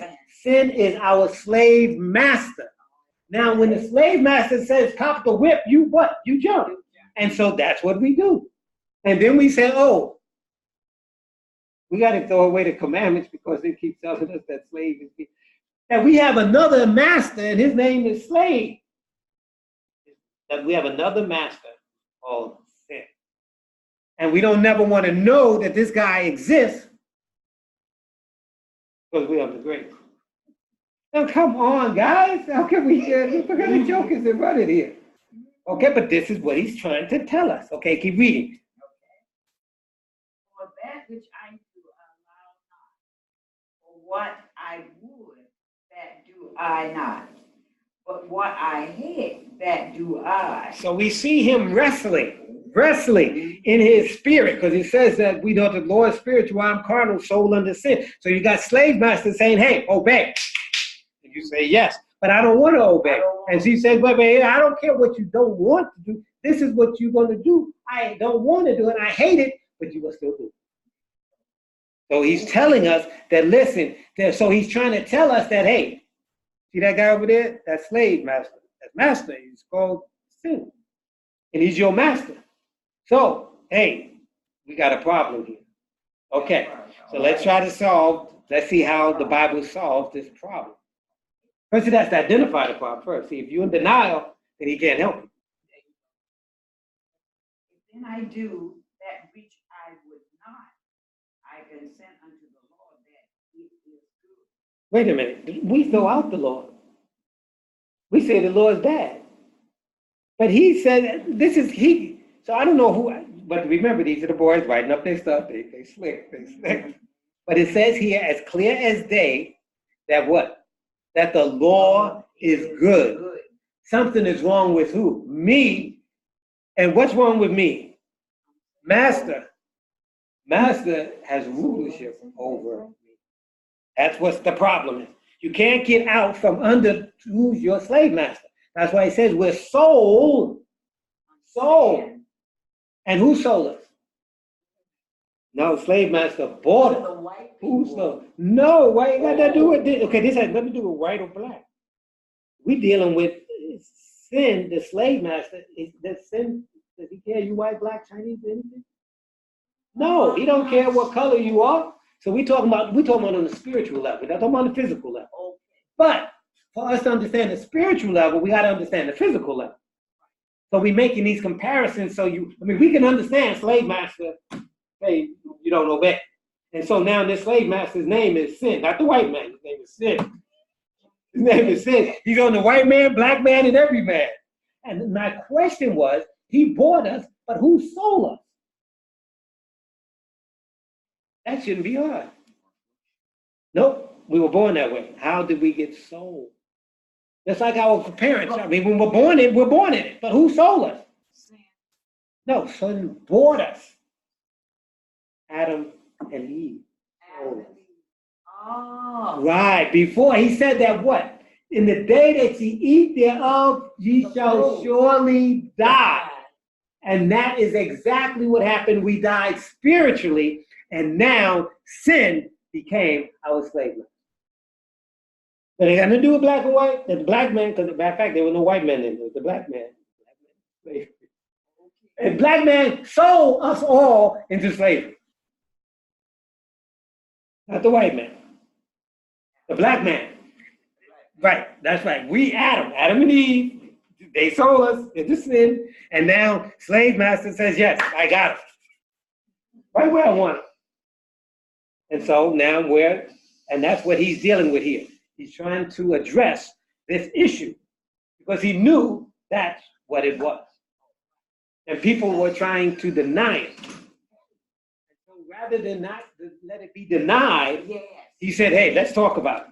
And so he's breaking it down in Romans chapter 7, trying to help us understand what is going on. Amen.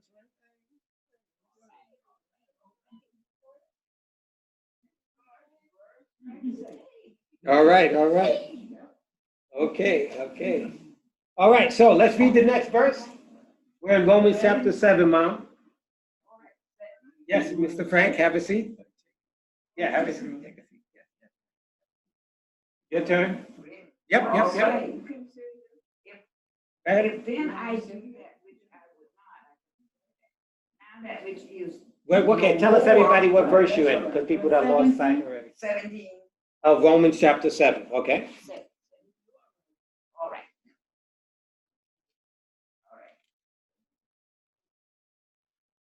Now.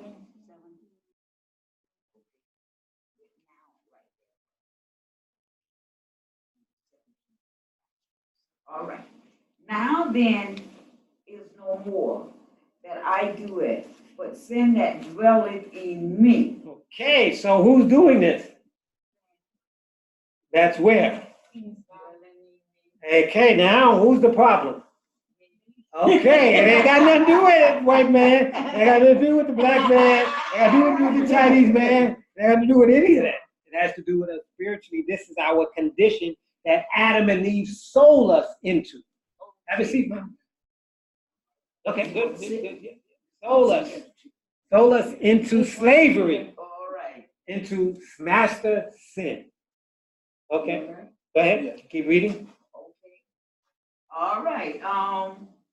For I know that in me, that is my flesh, dwelleth no good thing, for to will is present with me. But how to perform that will is good, I find not. Okay, so he lets us know here that I know that is in me, that is in my flesh, dwelleth what? Yep, but he says no good thing. See, we think we good. And he said what? No good thing dwelleth in our flesh. That's what he's saying. So he's fighting. I want to do this, but I'm doing this. Hey. He's, everybody got to go through this struggle. This is the Romans 7 experience. Okay, now, all right. So he says how to perform that what I want to perform. How can I do that? Okay, see, he's giving us the secret. See, this is stuff they ain't sharing with you. Keep reading. For the good that I would, I do not, but the evil which I would not, that I do. So there you go. So he's letting us know that it is what? The good we don't do, and the evil we do, because our master's name is sin. That's right. And he rules us with an iron rod. Okay, next. All right. Now, if I do that, I would not. It is no more I that do it, but sin that dwelleth in me. Okay, so who's doing it? Master sin is living in me. Okay, keep reading. I find then a law that when I do good, evil is present with me. So he sees not it's just a wording, it's not just a feeling, it's a what? Law. So now you're getting clear of what law was nailed to the cross and what was not nailed to the cross. And so the leadership has told us to reverse. Keep reading. Okay. For I delight in the law of God after the inward man. So wait, if we threw out the law of God, how can we delight in it? Keep reading. But I see another law in my members, warring against the law of my mind, and bringing me into captivity to the law of sin, which is my members. Okay, so he lets us know here very clearly that there's another law besides the 10 Commandment law, which deals with the spiritual man. He says that there's another law that what is in my flesh, in my members, warring against the law of my mind and bringing me into captivity to the what law? What's the name of the law? It tells you in a verse. Look at it. Law of my mind. Look at it. Law of sin. The law of sin. That's what it says. It says, look at it. It says that I see another law in my members, in my flesh, warring against the law of my mind. What do I want to do in my mind? I want to do the right thing in my mind. But I can't do the right thing in my mind. But I can't do the right thing in my mind because there's another law that is what? Warring against me. And they are bringing me into captivity to what law? The law of sin in my members. So there's a law of the mind, there's the law of the 10 Commandments, and there's the law of what? Sin that dwells in me. So now, guess what law he crucified? Right, it ain't got nothing to do with the 10 Commandments, which somebody wants to throw out. Okay, so he's telling us, let's keep reading on. O wretched man that I am, who shall deliver me from the body of this death? I thank God through Jesus Christ our Lord. So then with the mind, I myself serve the law of our God, but with the flesh, the law of sin. Okay, so we have the law of God, which was never nailed to the cross. And we have the law of sin, which is in our flesh, which is in our members. And let's see what chapter 8 says. There is therefore now no condemnation to them which are in Jesus Christ, who walk not after the flesh, but after the Spirit. For the law of the Spirit of life in Jesus Christ has made me free from the law of sin and death. What does that telling us? It says there's no condemnation to who? Only to those who walk in the Spirit. But we're walking after the flesh because the warring of the two. And then he says, for the law of the Spirit. Now, did you know that the Spirit had a law? Did you see all these laws? The Spirit of the law of life, which was in Christ Jesus, has made me free. Down we're free from the law of sin and death. That's the law that has been nailed to the cross. not the law of the Ten Commandments, not the law of God, not the law of Yahweh, not the Bible. No, the law of sin and death is what? Nailed to the cross. But how does that happen? He says what? Start at verse 1. Therefore, there is now no condemnation to them that walk, which are in Yeshua the Messiah. And how do you know if you're in Yeshua the Messiah? Because you confess his name, because you go to church, because you put your money in? No. That's what they want us to think, which has nothing to do with this thing. Zero. He tells us, but what does he say? Who walk not after the flesh. That's what Romans 7 was all about. He's walking after the flesh. He's warring. The spirit wars against the flesh against the spirit. The two are contrary one to another. And this in chapter 7, they're getting the victory. In chapter 8, he says, wait, for the law of the spirit, verse 2, for the law of the spirit of life. So I need this other law in me, this law of the spirit of life that was in Yeshua the Messiah has made me free from the law of sin and death. That's what has to happen. So then we get a new master. No longer will we die. That's why he says we die. And when we die, we get a new master. And a new master that buys us is Yeshua. That's what the born again experience is about. The resurrection, the atonement, all of these different terminologies that are thrown out there, people don't have no understanding of what they are. We think they're all symbolic. No, they're symbolic and they're physical. But the boys had 100 years to write what they wanted. So that's what the problem has been. Okay? So this is what we're talking about. So now can you understand that at the end times, okay, let me think if I put that up here. I think I put that up. Okay, I'll find out in a second, won't I? Okay, the persecution of the way. Let me see if I can find. I'm looking for something in particular.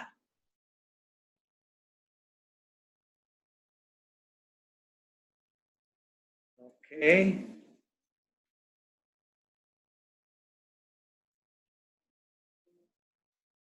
Okay. All right. So,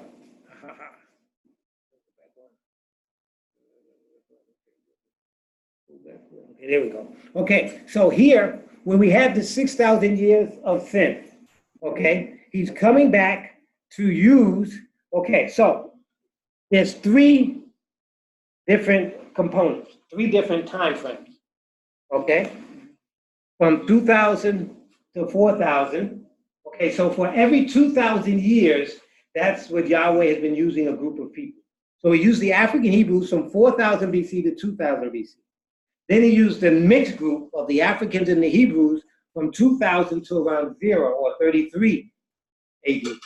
And now he's using the Gentiles from 33 AD to around 2,000, whatever, whenever this ends. And so this is the two periods. This was the period, the first period, 2000, the period of is the period of light, enlightenment. That's when Adam and Eve fell, and now they were being enlightened.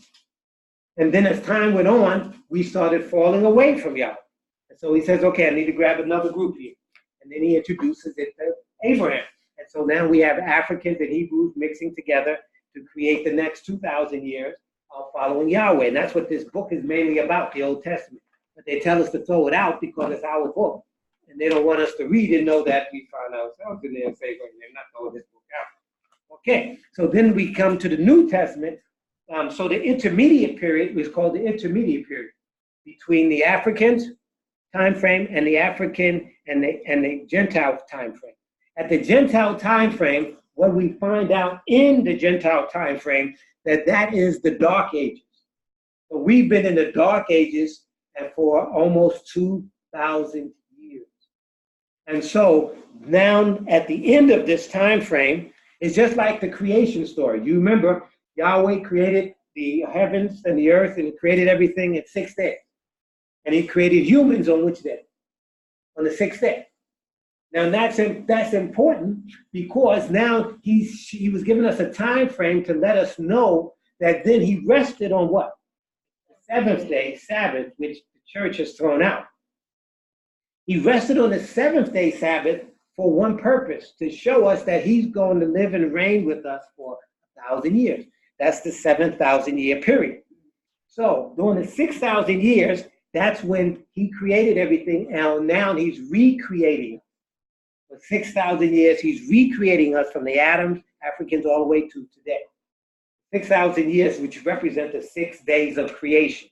And on the 6th day, he created a perfect being.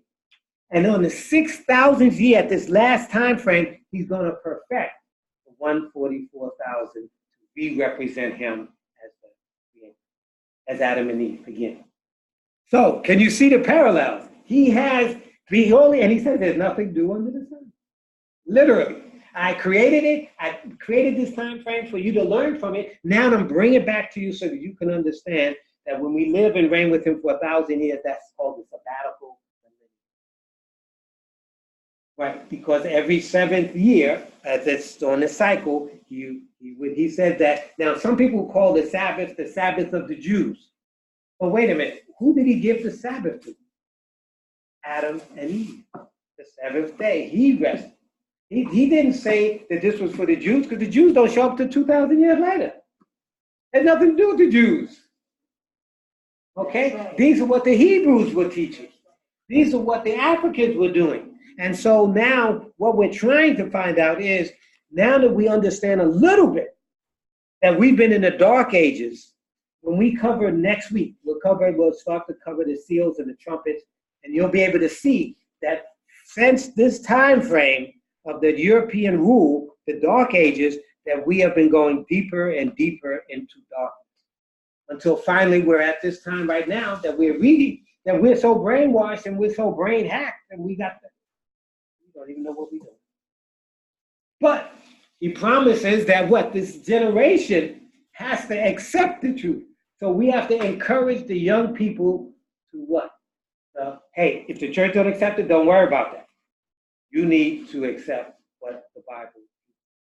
Because you are the generation that is going to bring this to pass. Now, are you going to go through the promised land, or are we going to wander another 40 years in the wilderness?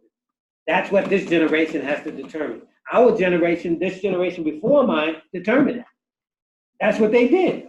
And we saw that they rejected it in the 60s. And now we're back in the 90s. We brought it up again. And we're moving into the 40 years. Are we going to reject it again? And this generation has to determine that. We can repeat it, or we can move and say, hey, we're bringing in the Messiah. We get ready to get this straight.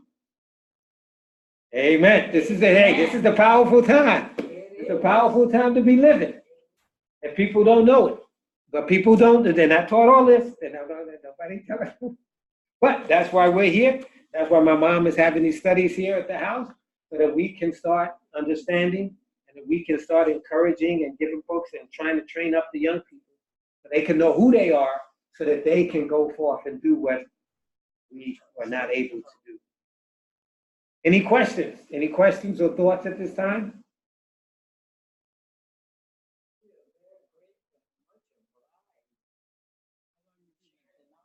One more week. So next week we'll meet again and try to, invite your friends, invite people, especially the young people. And if they don't have the books, get the books for them so that they can read it, and that the young people can, be raised up to be able to understand the truth for this time frame. All right? We have someone close us out with a word of prayer.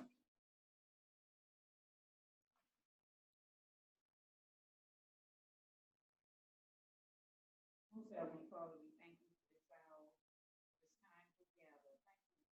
Thank you, God, for leading us to study so that we can show ourselves approved. Lord, let us take in all of the goodness and all of the information that is in here tonight. Not just here, but let us learn how we can go out and take this and disciple of other people so that we can expect change, so we can do change, so that we will not have to wonder another 40 years before other things are given in our favor.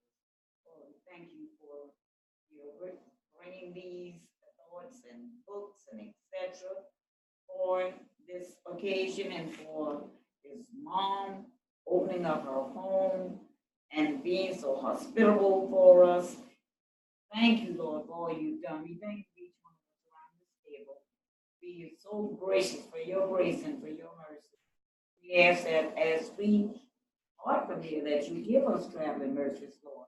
And as we lie down, you watch over us tonight, raise us up early in the morning, and be about your business, Lord. Thank you for all that you've done. In these and other names we pray, Jesus Christ our Lord. Amen. Amen. Now this taping is going to be up on YouTube, so anybody can go back. Your sisters, your brothers, or you want to share with anybody. You just go up on YouTube and you just type in under the search bar Dr. William Emanuel, and this should show up. This one will be under probably. I'll have to tell you what the title is, but there'll be lots of them that are up there. But this will be the latest one that we will have. Okay.